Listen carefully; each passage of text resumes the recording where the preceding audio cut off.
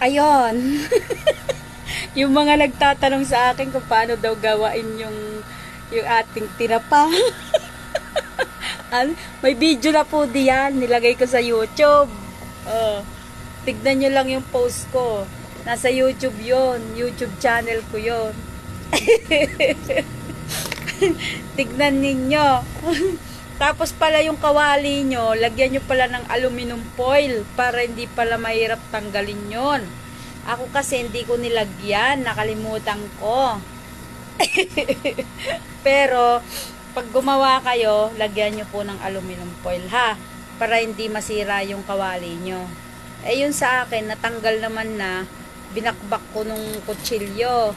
Kaso lang, pagka po dapat talaga lagyan pala ng aluminum foil para hindi ganun yung kalabasan.